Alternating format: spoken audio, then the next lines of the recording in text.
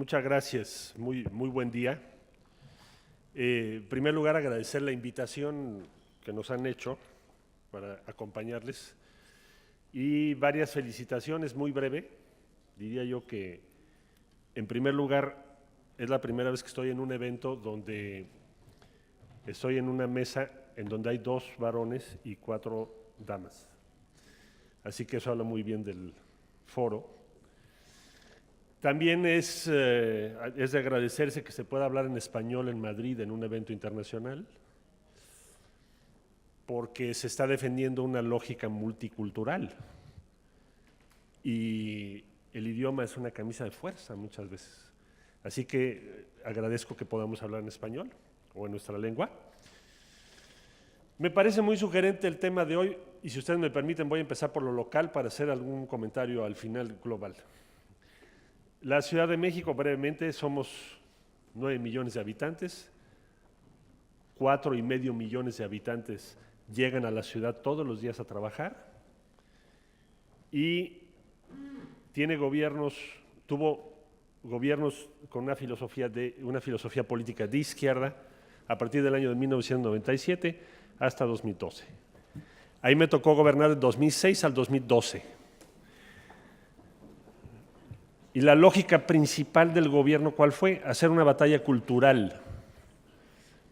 Voy a tratar de explicar eso. Vivimos en una sociedad, el país tiene 130 millones de habitantes y hay 52 millones de habitantes en la pobreza. En México no puedes ser cínico y ser conservador es inmoral. Hay que partir de la indignación con la realidad del país. 52 millones de pobres.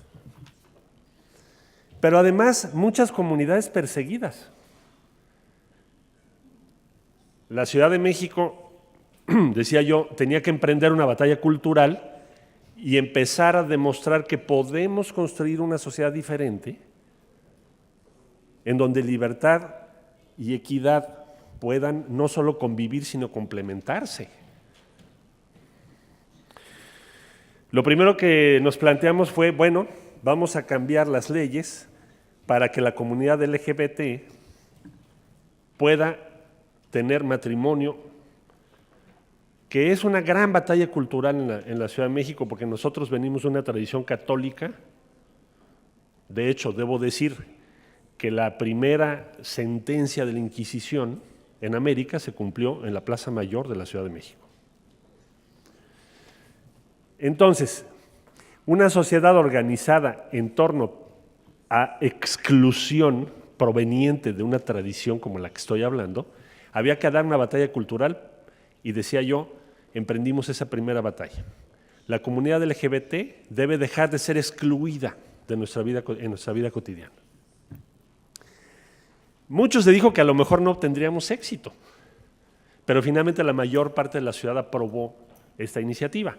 Y después vino la interrupción legal del embarazo, después vino la decisión de muerte asistida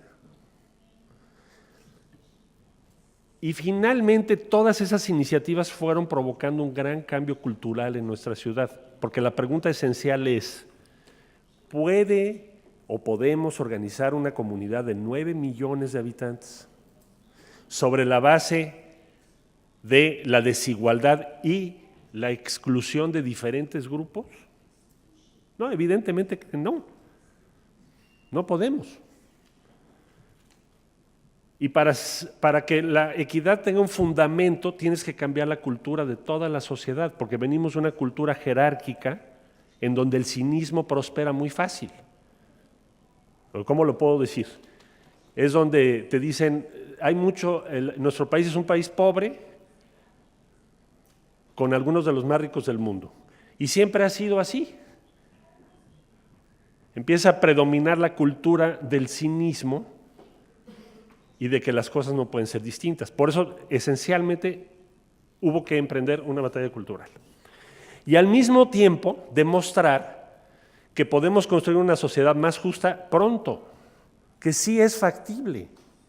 ¿Con qué se empezó en la ciudad? Mi antecesor, Andrés Manuel López Obrador, empezó introduciendo un sistema pensionario que no existía en México y que durante medio siglo se dijo que no se podía hacer. Y hoy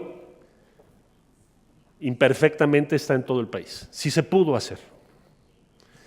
Y si puedes hacer un sistema pensionario, entonces también puedes apoyar a los jóvenes para que no dejen la escuela, porque no tienen $50 al mes para permanecer estudiando. Entonces se hizo un programa para que todos los jóvenes pudieran estar en la escuela con apoyo. 200,000 jóvenes terminaron sus estudios y demostraron que esto tiene sentido y se puede hacer en el corto plazo. Entonces, cuando se empieza a demostrar que puedes cambiar la sociedad en el corto plazo, que puede ser más justa, entonces cada vez te vuelves más riesgoso al conservadurismo porque se demuestra que podría ser diferente. Entonces, en la Ciudad de México yo vengo de esa experiencia, no quiero cansarlos con ejemplos de lo que se hizo o de lo que se ha hecho, pero yo sostendría que podemos tener una perspectiva muy optimista. Dirán ustedes, ¿por qué?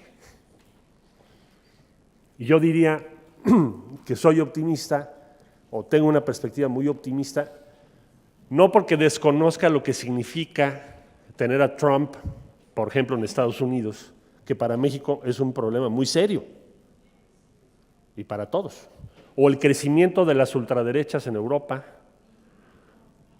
o el hecho de que en la discusión global ya hablar de equidad y libertad pueda ser hasta anticuado.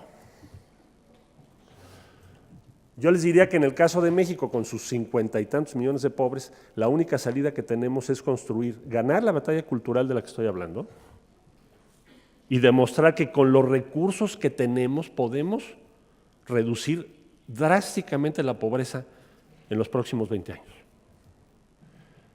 Y si partimos de esa base, porque lo vimos en la Ciudad de México y porque tenemos los recursos para lograrlo, pues entonces hay que ser optimista. Y el optimismo en México se vuelve radical. Es tan conservador el ambiente, o tanto nos han convencido de que nada puede ser diferente, que cuando alguien propone un camino diferente, distinto, se vuelve radical.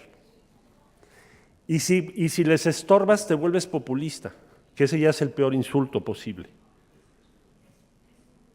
Si alguien defiende las libertades, los derechos y la posibilidad de la construcción de la justicia, no importa su ideología, lo que importa es sacarlo de la contienda política. Y eso es lo que estamos viviendo en América, toda América Latina. Yo diría que desde luego que nuestra obligación, digo, para los que estamos en la lucha política, es mantener el optimismo, la resolución de ganar esta batalla cultural, que no nos convenzan de que las cosas no pueden ser distintas. El único derecho que no tenemos es dejar de dar esa batalla cultural. Y yo creo, viendo lo que está pasando en México ahora, me voy a lo global, que el cinismo conservador que se va extendiendo por doquier es algo que debemos cuestionar, y qué bueno que este foro así lo haga. Y es algo que debemos cuestionar con fundamentos. Así que celebro que estemos en esta reunión. Yo diría que sí es posible, y si ustedes me permiten, para concluir, les compartiría algo. Nosotros hicimos como un hallazgo de esta lucha y de esta batalla cultural en la Ciudad de México, porque durante muchísimos años hicimos todo en la ciudad para los automóviles, todo se pensó en torno a los automóviles, y el automóvil como el gran diferenciador, porque lo que es importante es tener estatus, es diferenciarte de los demás. Y concluimos introduciendo un sistema de movilidad pública basado en la bicicleta pública, que es como la idea de igualdad más extrema, porque todas las bicicletas son iguales, que fue un gran éxito en la ciudad. No lo esperábamos, pensamos que iba a ser un gran problema, porque es una ciudad con 9 millones de habitantes y 3 millones de vehículos. Y hoy en día el sistema de bicicletas es el 7º del mundo. ¿Qué quiere decir esto? Que la nueva generación, quiero decir los que están entre 18 y más o menos 25 a 30 años, sí tienen un sistema de valores mucho más cercano a lo que estamos hablando, que es libertad e igualdad, o equidad y libertad. Y por lo tanto están dejando el vehículo. Estamos en otra sociedad, estamos entrando a una nueva sociedad. Ahí concluyo, es posible, es factible y debemos comprometernos con esa idea muy simple. Sí se puede hacer algo diferente y la libertad y la igualdad no tienen por qué ser excluyentes. Muchas gracias por su atención.